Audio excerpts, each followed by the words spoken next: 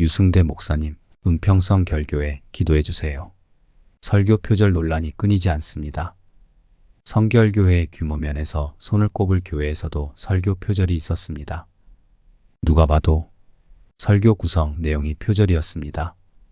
사실 유승대 목사님은 교회 내 목회자들에게 설교 표절에 관한 이야기를 들었습니다. 청년부 목회자들이 그 사실을 알고 조언했는데요. 오히려 한 해 마지막 청년부 사역자들이 다 나갔습니다. 자의로 나갔을 수도 있지만 설교 표절을 말한 것에 관련되어 나갔을 수도 있습니다. 2024년 5월 갑자기 교구 목회자도 나가게 되었습니다. 토요일 유승대 담임 목사님에게 나가라는 말을 듣고 그 주에 사임을 하게 되었습니다. 좀 더 정확하게 말하면 사임을 당하게 되었습니다. 사임을 당한 목회자는 노동부의 부당함을 말한 상태입니다. 사실 이 목회자도 유승대 목사님 설교 표절이 계속 이어지자 말을 한 것인데요. 갑자기 5월 말에 사임을 당하게 되었습니다. 보통 아무리 마음에 안 들어도 8월 여름 사역이 마친 뒤 나가게 됩니다. 혹 연말 11월, 12월에 나가게 합니다. 그런데 갑자기 부르더니 5월 말에 나가라고 하면 어디에서 사역지를 구할 수 있을까요? 그런데 이렇게 나간 목회자는 이런저런 프레임이 씌어져 있습니다.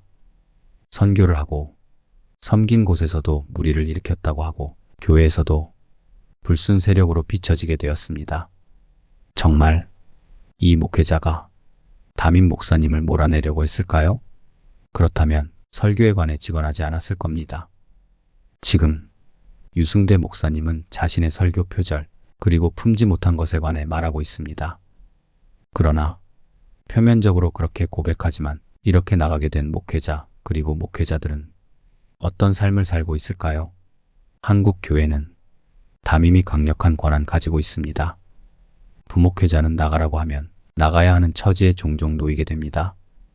수없이 5월, 6월, 심지어 임지 이동 시기가 지난 1월, 2월 나가라고 하는 교회도 있습니다.